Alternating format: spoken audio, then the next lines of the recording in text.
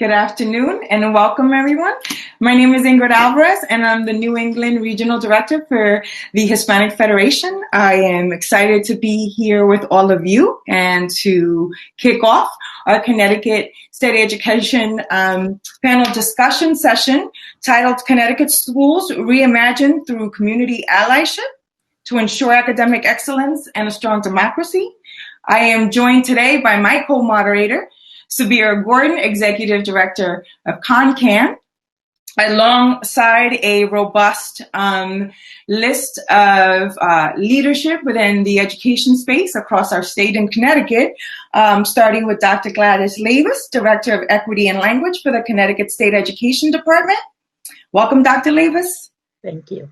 Chris Soto, Director of Innovation and Partnerships for the Connecticut State Education Department. Welcome, Chris. Hi, Ingrid. John Torres, the Executive Director of Bridgeport, Caribe Youth Leaders and a Hispanic Federation Connecticut member agency. Welcome, John.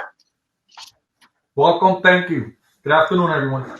Mr. Bernard Thomas, Executive Director of the Hartford Knights Youth Organization, a longstanding Communities of Color coalition building partner of the Hispanic Federation's work in Connecticut. Welcome, Bernard.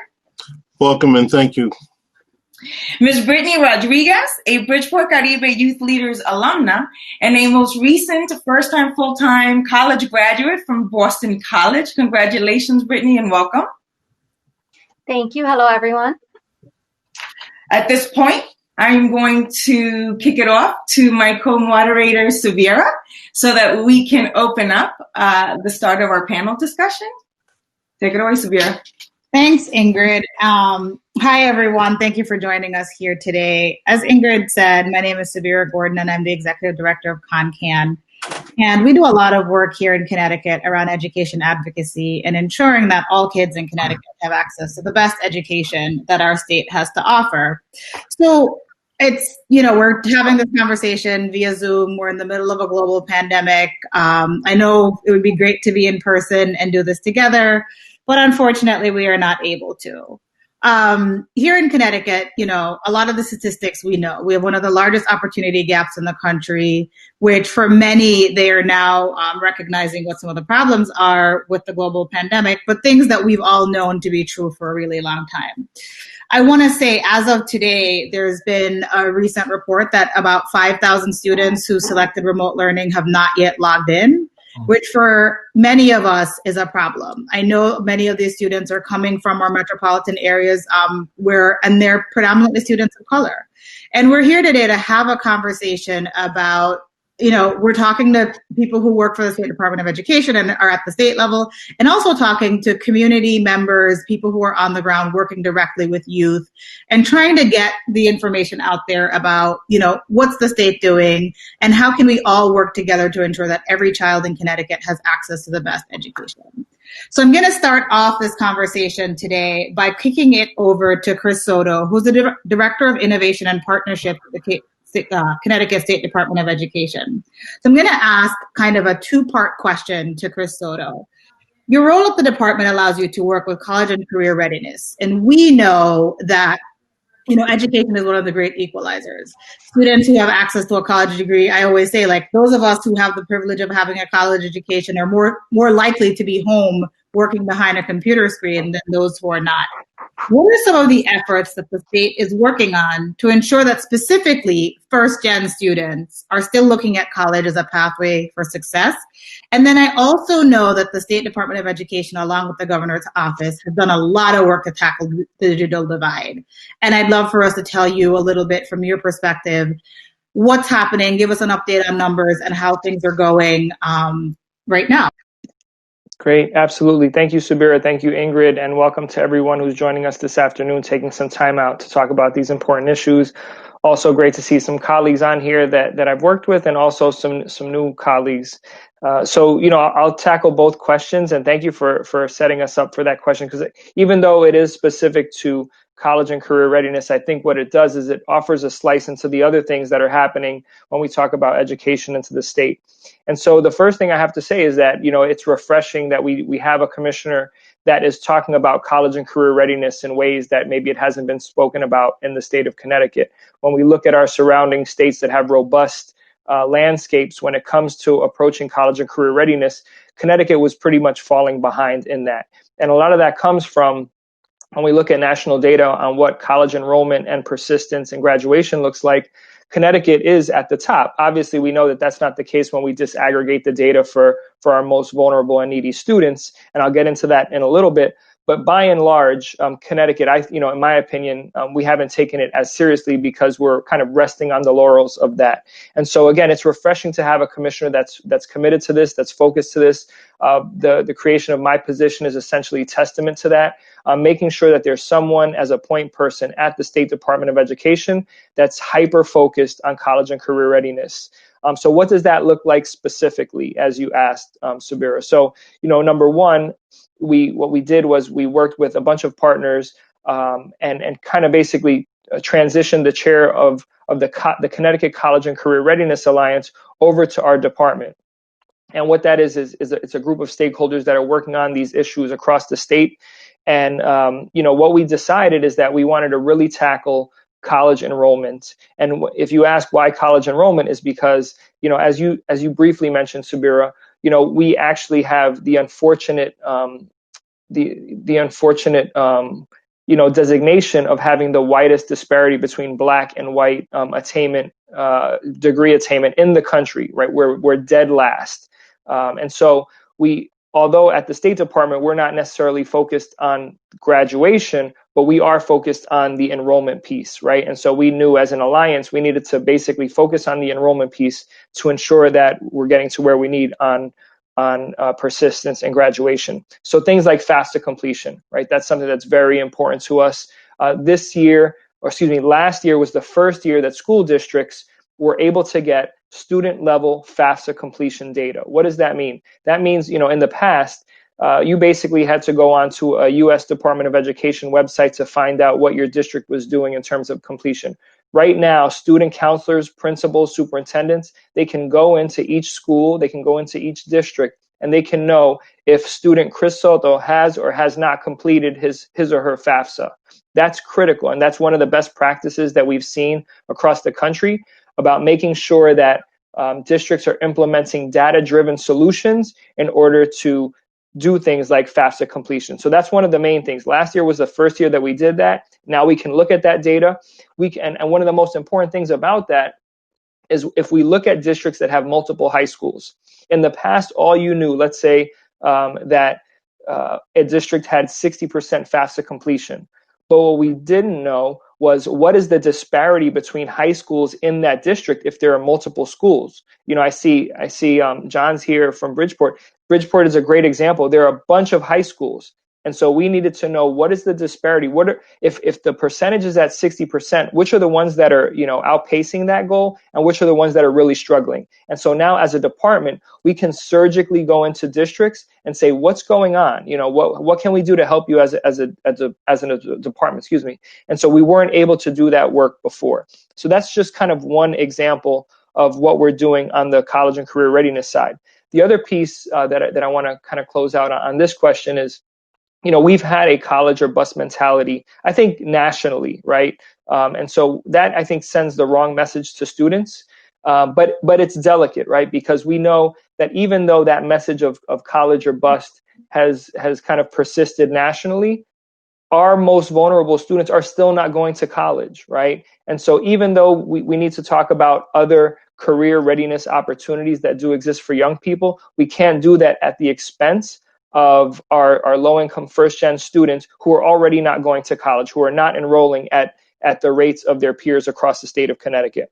And so, again, while we're trying to shatter that myth of college or bust and talk about other career readiness opportunities, we still need to level the playing field for college enrollment in the state for first-gen low-income students. So hopefully that gives you an idea and a snapshot of what we're doing. And there's plenty more, and I'm happy to take questions, but I think those were some of the most important things.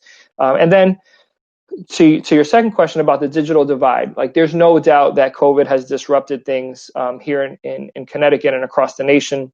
And so we responded as a state. If you look at the money that we've spent to get students connected per capita. We've spent almost the most, if not the most, compared to other states, definitely in New England and around the country. We immediately responded in a partnership to get 60,000 laptops to Alliance districts. For those that are not familiar with our Alliance districts, those are the 33 lowest performing districts, or neediest districts. And so we had 60,000 laptops for high school students, brand new, in partnership with the Dalio Foundation. Above that, our governor committed millions of dollars to get 82,000 devices beyond the 60,000 to students. And that's a mixture of laptops and Chromebooks. And this was basically districts telling us, here are our needs, and we fulfill those needs. But we knew that there's a three-legged piece of the stool when it comes to learning remotely, right? There's the device, there's connectivity, and then there's the content, right? And so the device is just the one leg of that stool. On connectivity, we knew we needed to work with our internet service providers, our cable providers, to ensure that they were doing more for our communities. And so when we did roll out the Everyone Learns initiative that provided those extra 80,000 devices, we also knew we needed to get about 60,000 internet connections at home throughout the state. And that's a mixture of working with the internet service providers and then also getting 12,000 hotspots to high needs districts that needed them. So that was the connectivity leg of the stool. And then the last piece is content, right? And now, we're a local control state, so every district can essentially do what they want to do when it comes to delivering content.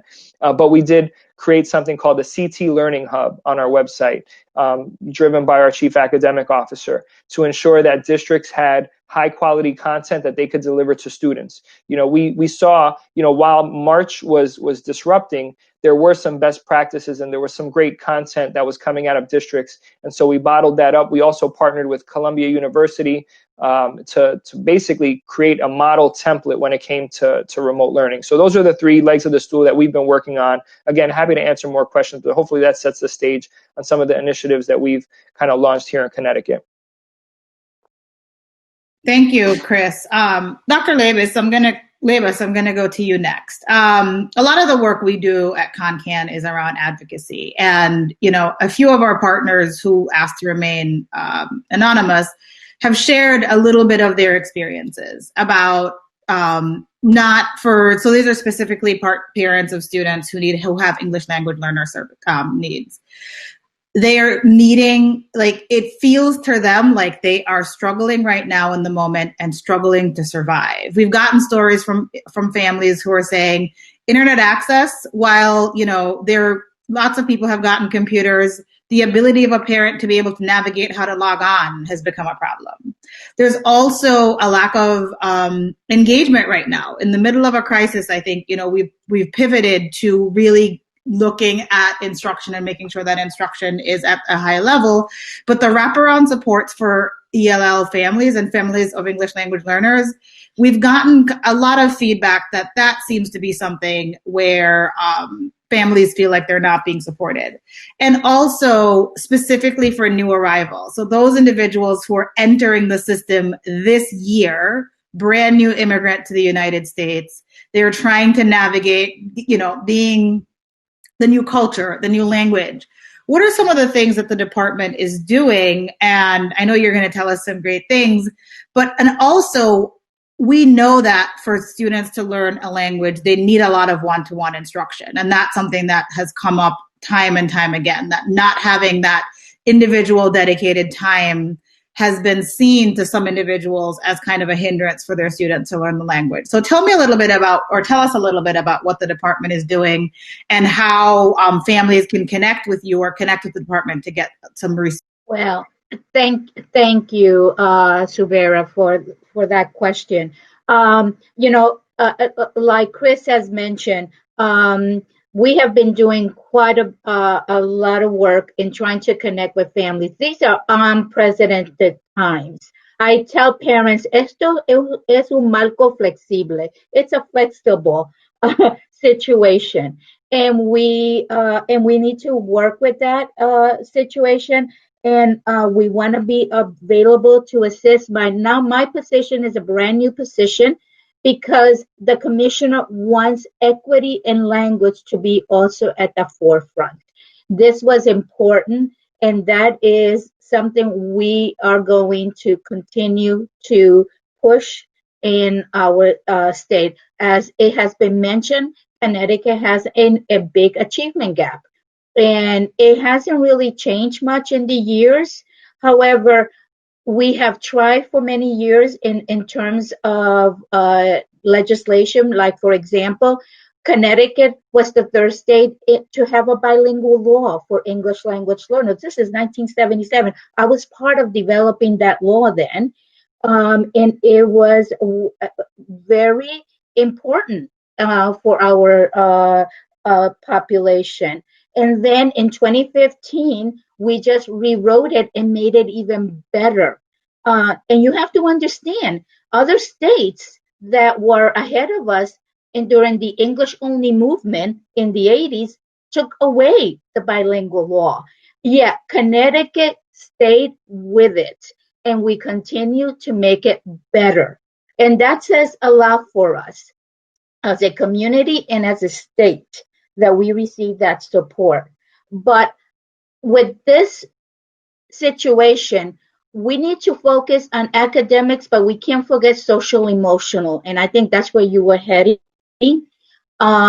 because that is critical. Academics is to me, social emotional and academics are together, because as a building administrator, as I was for many, many years, I would always remember, first of all, calling parents, making connections, especially when newcomers coming in, making sure that they feel comfortable in their setting.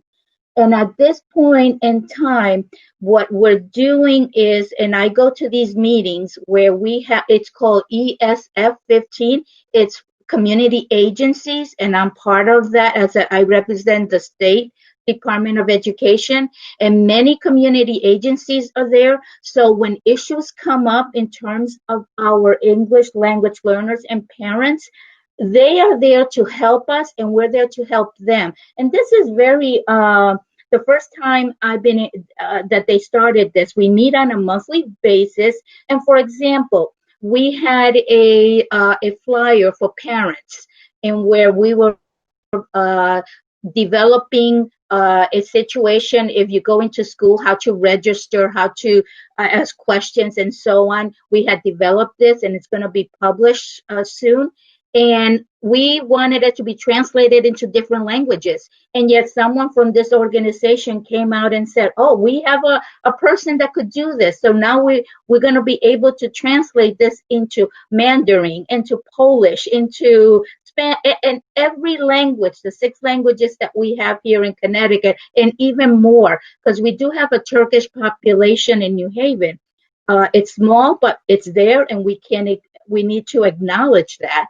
And so this organization, we're working with them, and they're keeping us, at least giving us information data, and it's more ethnographical data than numbers, but it's what parents are asking us, what they need as a community. That's one way of getting that information and making change. Another way is that we did a webinar, and it was a very powerful one, and where we had parents and students from different districts, from Bridgeport, from Hartford, from New London, talking to us with the child when we first opened school, just a few weeks later, just to get how they felt, what was going on, what did they need. And they provided us that information by saying, we feel safe, the schools are helping us, they're providing the technology, they're really supporting us. However, I'm concerned if my son or daughter gets sick, what do I do? Because how do I get help in terms of medical attention? And I thought that was something that they came up. So we developed a webinar in Spanish with medical professionals in Spanish. And one was a psychiatrist, one was a pediatrician, and so on. And we had this just like 8 medical professionals, and they provided information to the communities using the churches and and able to disseminate this information out. And it was a very powerful webinar. We must have had over 100 participants in different communities in this webinar. So that is the type of information we have out there in terms of the social emotional. And I know the state has other webinars that they have developed that are available to parents to view. And also we keep in communication with building administrators, because I know we have computers, we have all these wonderful things, but sometimes, you know what, just a phone call, how are you doing? As simple is very powerful, because we need to maintain that communication. And how is your son doing? I know he hasn't been online for a day or two. What's going on?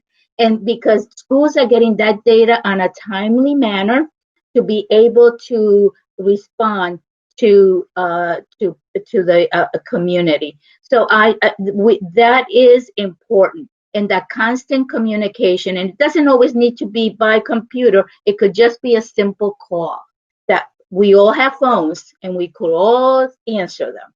And so we don't have to make it as complicated. And I always, as a principal, there is not, and also you mentioned, I believe, newcomers.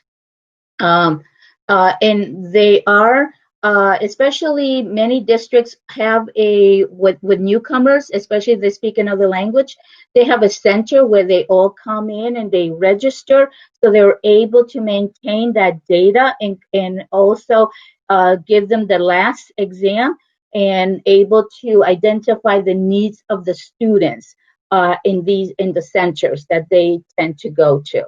And that has been happening, and I've been in communication with many of the bilingual supervisors on this, and they have been maintaining that record and making sure that the students are receiving that service.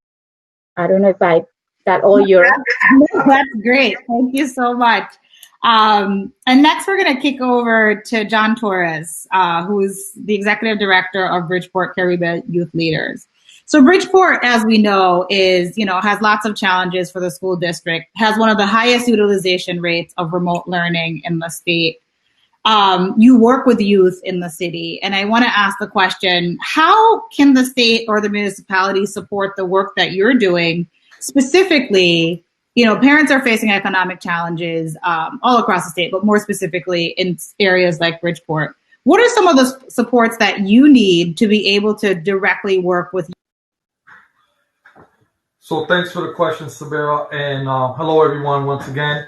I just, this pandemic has really caused us to pivot as an organization, as a community, and I give a big shout out to a lot of community organizations that service here youth in Bridgeport.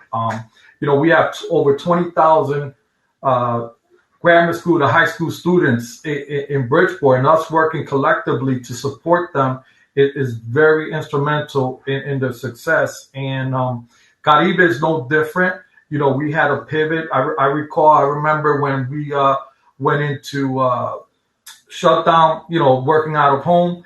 And I remember having a Zoom meeting with my staff, and we set out a goal to contact every family. We made over 300 wellness calls. And Dr. Labas, I agree with you when you say communicating with them. And, we identified various issues, whether it was employment, housing, rental assistance, and so forth, which we also help. But the biggest one that really took me aback was the number of children, students, that were learning remotely through a cell phone. Some of them didn't even have equipment, and they had to go to the school, pick up a packet. And then the parents, I agree with Chris, the parents, they didn't know how to tackle this. And I remember contacting Ingrid, one of our funders, and also other funders, and repurposing funding so we could purchase Chromebooks to lend to these students. And I remember having a discussion with the commissioner. I give him a lot of credit, Commissioner Cardona, because Chris is right on point. He is on the ground listening to us and reacting. And we loaned about 40 of these Chromebooks, and the state and the Department of Education for the state, the staff, you guys did a phenomenal job, because, we went from loaning close to 40 to this fall, 3. Why? Because, and I have it confirmed, every child has the equipment. They have the opportunity for Wi-Fi. Now the key is the engagement, in terms of curriculum and whatnot. So here's, my magic ask, right? If I had the magic wand, what would I do? There's a couple of things. One is, and I've had a conversation around this with Dr. Agnes Quinones, and it's really about some type of formalized training for our parents. Our parents are getting very stressed out because they don't understand the work that the children are doing. And they're depending on siblings to try to support them in this respect, right? And then the other piece is that it's creating even a frustration level at the student level, right? So it's hand in hand. The other thing that we're discovering is there's a lot of stress, not only for teachers, not only for parents, but also for students. And if I would have a magic wand and the money available, we would have it. And Dr. Labas talked about social emotional. That is so critical. Mental health. Some of these kids are they're shutting down. Chris alluded to 5,000 students that haven't logged on so far this year, right? Well, could be that they're frustrated. They don't feel like they got this, and they shut down, they fall into a depression, and they don't believe in themselves and so on. So I think those two pieces are pieces that I think will, that would help. And in terms of curriculum, I'm happy to hear that what Chris mentioned, because that's good, that there's other opportunities for our district to take advantage, because, this is a new environment, learning virtually. This is not that easy. And so we, and I could attest to you that, we have a tutoring program for grades 3 to 8, math and reading, and we're doing a one tutor to no more than 2 students, because we found that if you do more than that, they just get distracted. They're not, focused, and we're able to identify their needs and what they need to work on. So that's what I would ask. I would say that the department at the state level of education, even here at the city of Bridgeport, have been very, very responsive, because they're all in it for the right reasons. Is about what I talk about is equitable access and resources for our kids to participate, to perform, and I truly, and I say this with all heart and respect to everybody, but our kids are great kids. Given the resources, the environment, and that inspiration, you know what? They rock. And Brittany's one of them, and she'll speak later, but and it's what it takes. But it takes all of us working together. Not just the state, not only at the Board of Ed at the city. It's community organizations like ourselves and everyone else working together to support each other through this time and future. Not just about pandemic, this mental health and parent training. I see this long term. Thank you. I think that really good points. And I second what you're saying. I really have to say that the State Department of Education has been a great partner through all of this. I can't speak for other states, but I do know very responsive and just kind of, this is unprecedented times. And I do want to definitely give them a shout out for, I think, leading with equity is incredibly important in these times, and having a department that understands and that's led by individuals who have lived the experience of the parents that we're talking about here is incredibly important. Mm-hmm. So next, I'm going to kick it over to Mr. Thomas. You're the executive director of Hartford Knights Youth Organization. I'm going to change the conversation a little bit. There's been a lot of reports about what's happening around violence in Hartford. And I think we can make a lot of assumptions about the reasons why that's happening. But I would love to hear from you. You know, Hartford has decided to go back in a hybrid model where kids are in school a couple days a week. But there has definitely been an uptick in violence in the city. And if I would have to guess, I would say a lot of this is systemic and issues that are exacerbated because of COVID. But I'd love to get your feedback and hear why do you think this is, and how can we as a community kind of help to make sure that our young people are safe and continuing to be a part of the education system and continuing to learn even in the middle of it. All right, thank you, and a great question, and good evening to the panel. So even though you're changing up the question a little bit, the problem is still the same. And saying that COVID has probably taken the country, the world, and set some of us back anywhere from 30 to 50 years. Nobody was prepared for what has happened. And worst case scenario, with my children, just like how John is dealing out in Bridgeport, I have 85% that are dealing with social and emotional behaviors. Now, if we have that high, for the students that I have, if I have that high percent, what happens when they go home? The parents, and then I'm also dealing with single parents, right? I got single moms that are probably working from 3 to 11. So who's taking care of the kids? They have to start utilizing some of these community organizations to help support with some of these children. They cannot take it on their own. You have 2/3 of the schools out. Children are out home. Some of the parents are clueless to what's going on with the work, just like what everybody is saying, and lack of support that is out there to help them, to help their children navigate through this. And I'm going to say this. We should not have a problem where we have a child in this state without any electronic device. If you look at every school system in the state of Connecticut and their electronic waste, you're going to ask that question, why? There was a time in Hartford that they had so much electronic waste, they didn't even know what to do with it. Those computers could have went to the first of all, the community pays for those equipment, and we can recycle those equipment back to the students so that for the ones who don't have computers at their house, they have access to that. Our people are in a survival mode.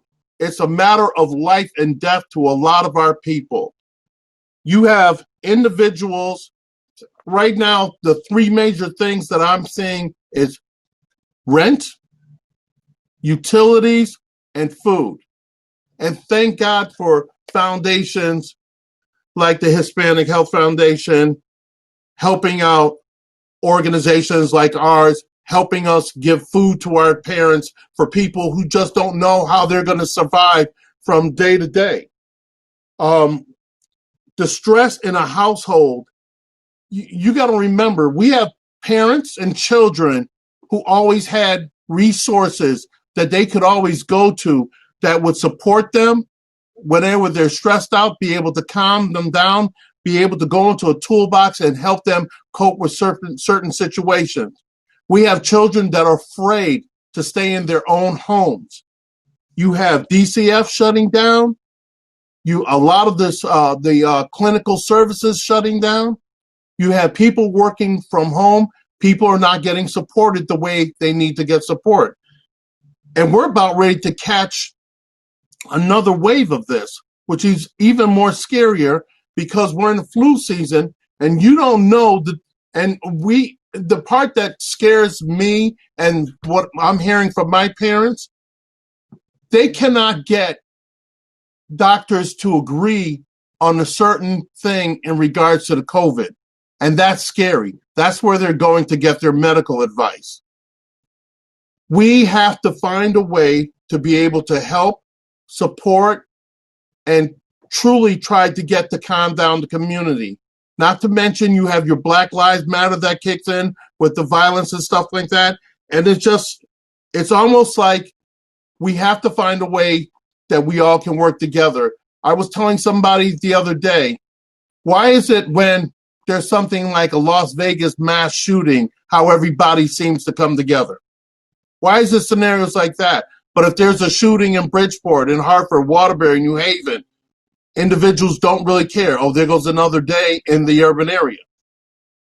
So I'm just saying that to get proper mental services for our people to be able to deal with it, our children, they didn't take this pandemic seriously.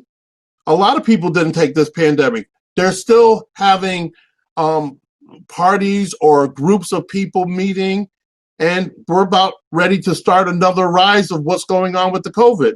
So there's no doubt that things, as bad as they are, they might get a little worse if we don't make changes. Thank you. And that, I think, what's most important, I think, right now is us to really think about how we're going to support parents.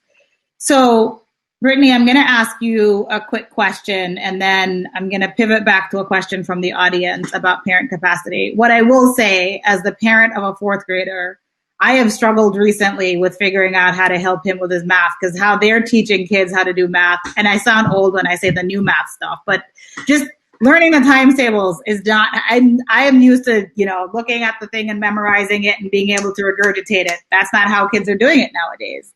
But Brittany, I'm going to ask you, you're a recent college grad, correct? And Yes. An alumna of Bridgeport Caribe Youth. When you were there, the situation was very different. But talk to us from a young person's perspective about kind of how you felt supported, and what do you think other young people need right now to be supported during the pandemic, specifically connected to education?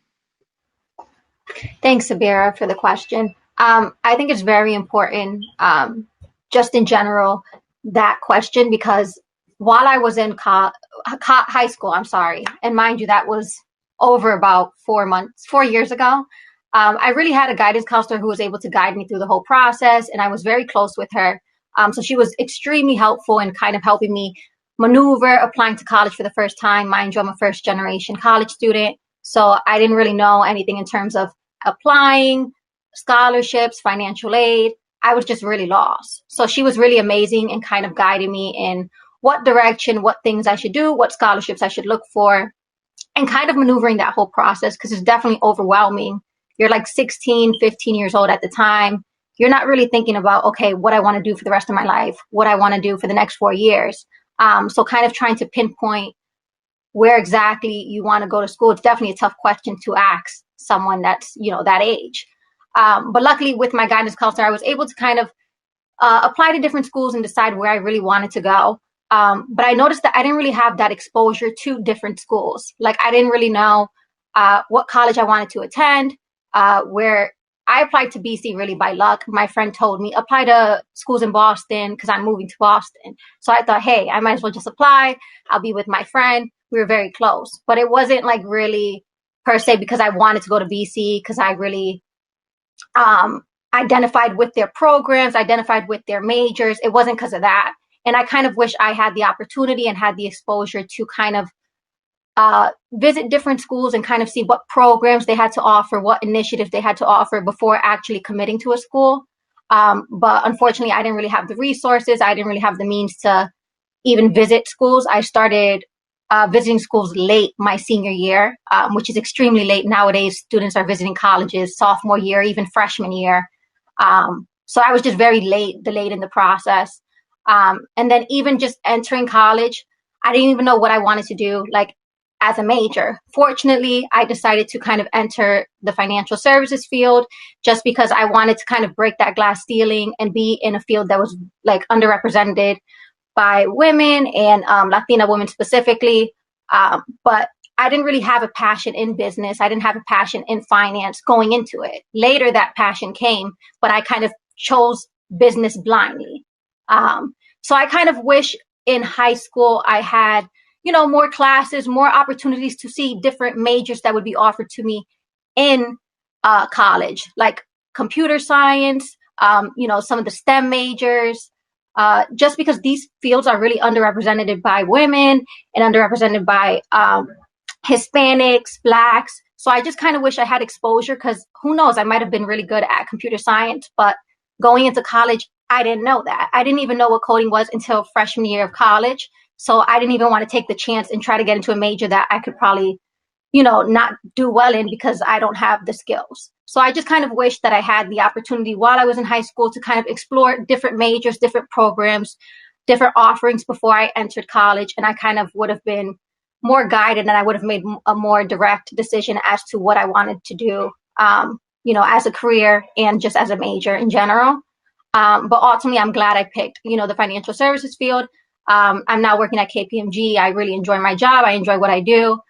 So everything turned out for the best, and it was a blessing in disguise. But I just kind of wish I had a little bit more, guidance and opportunities to kind of guide me and gear me in the direction that I ended up going. So. Thank you. So I have two things to talk about before we wrap up.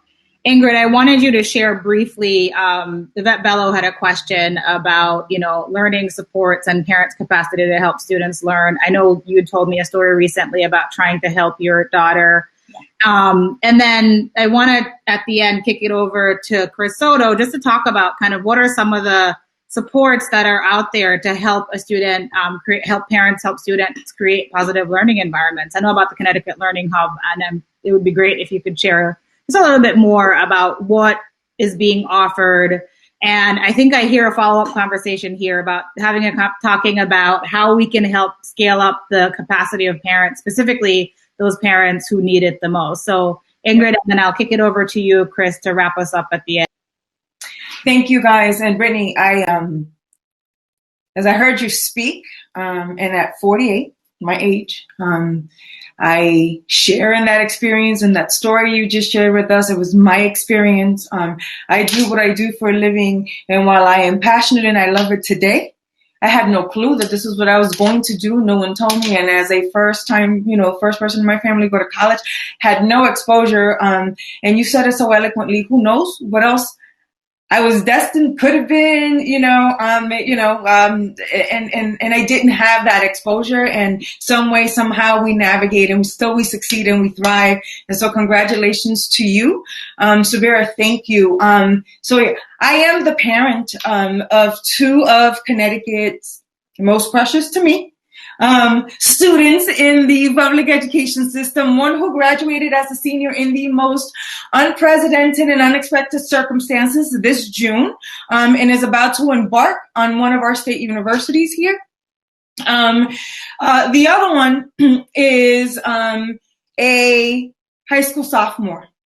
A high school sophomore that between the grades of second grade and seventh grade, with every iota in my mama body, I knew something wasn't right. And after multiple requests and batteries of evaluations within my school district, nothing was coming up until she was 13 and in 8th grade.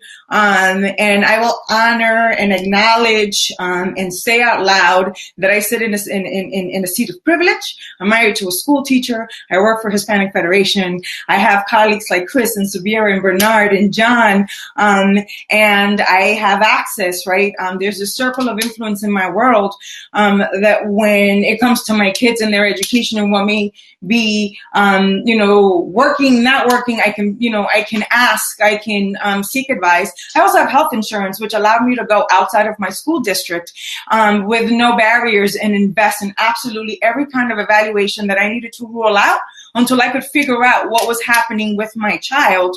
And ultimately, that came with a diagnosis of severe dyslexia at the age of 13 and in 8th grade as she was about to make the transition to high school.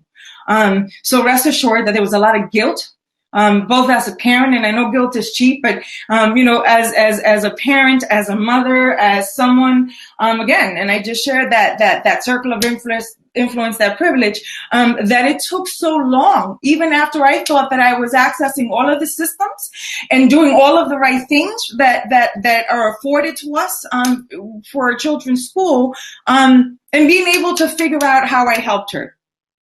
Fast forward to from 8th grade to right up to December 2019. We finally got it together. I am part of an amazing team that has fast forward and afforded my daughter the tools and the instructional learning model that she needs, and she was thriving. Between March and June, I experienced the setbacks and the frustration and my daughter's stress and anxiety and anxiousness. And just last week, had the PPT. And again, I have a master's degree from Teachers College, Columbia University. And this is my story, my reality, my frustration, right? My child, and it has been lonely. It has been isolating in the way that we're living and learning today, right? As a result of COVID. But with that said, in participating in my PPT in this new world we're in, I was extremely concerned by the fact how a team that for the last 36 months has almost become like second family in being able to ensure my daughter is learning and thriving, how very split we were this time in this meeting.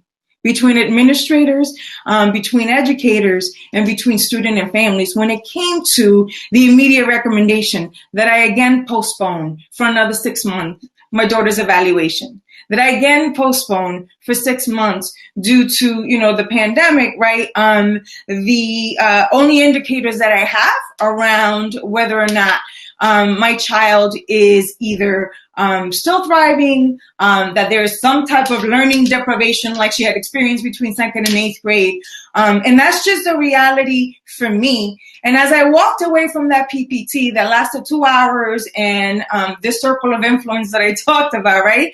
I thought about my mom. I thought about my sister. I thought about when I used to be the executive director of an agency in Danbury. I thought about the parents who don't speak English. I thought about the parents, right? Who, just like me, but without my privileges,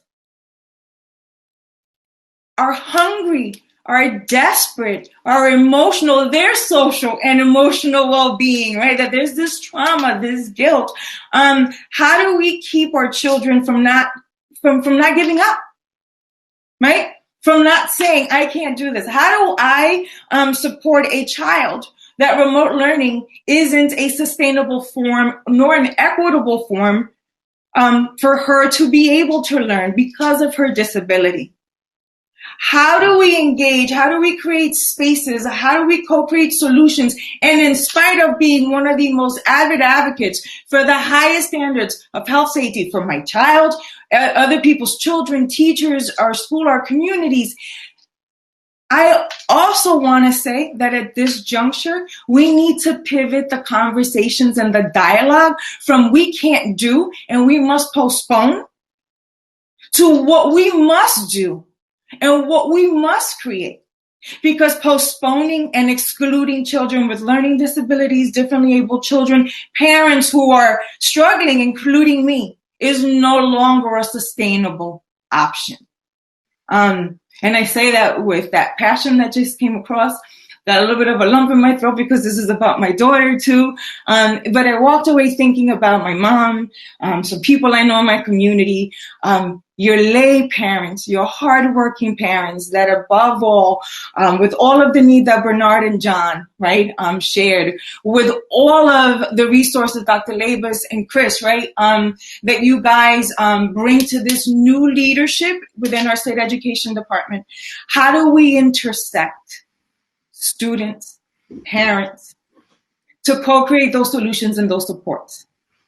Thank you, Ingrid. And thank you for the passion. I definitely feel it. I constantly say the very same things about the people who care the most should be closest to the solution, right? The people who have the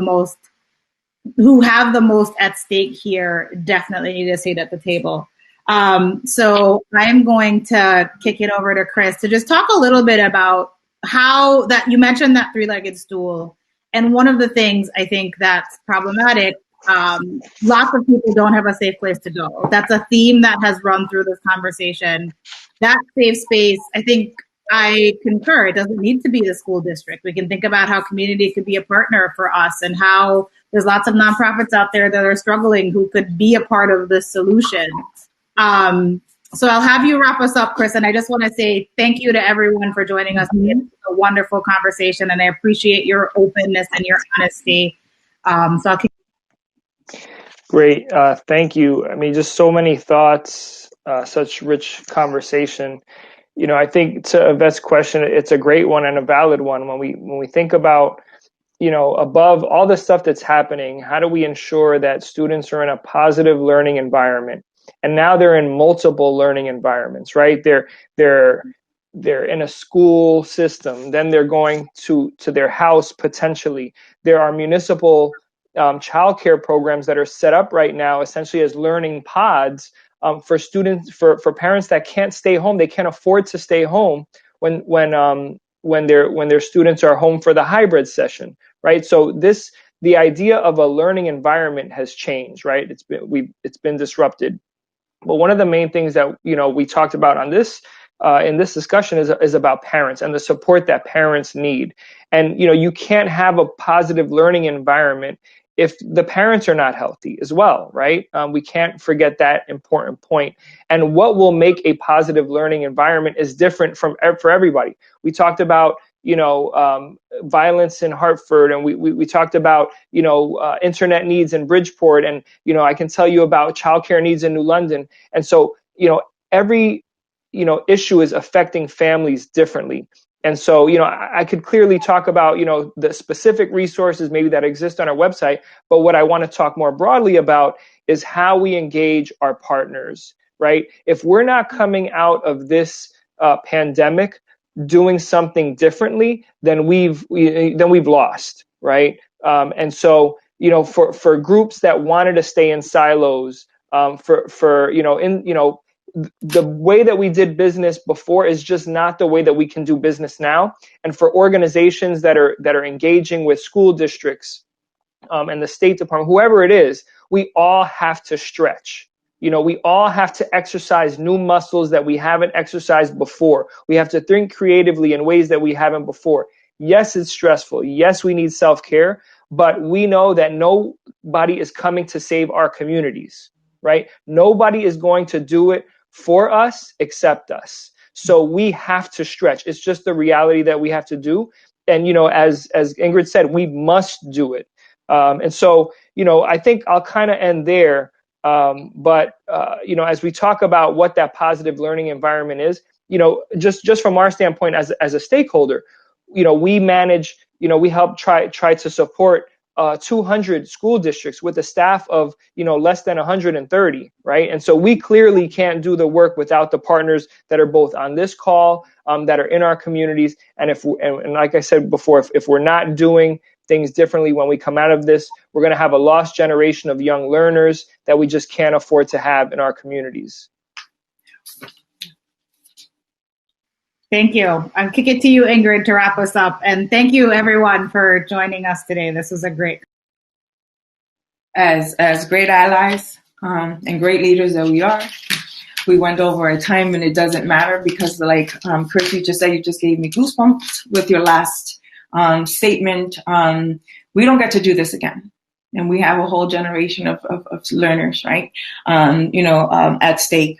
And I want to thank each and every single one of you for showing up, for staying presente today, for sharing both personal, right, and our community stories, and for your commitment to continue this dialogue virtually, offline, online, in however way and in all the multiple ways that we must continue to have it to ensure that we don't fail our community. I thank you once again I thank our audience. So we've had a fantastic or active audience on the chat.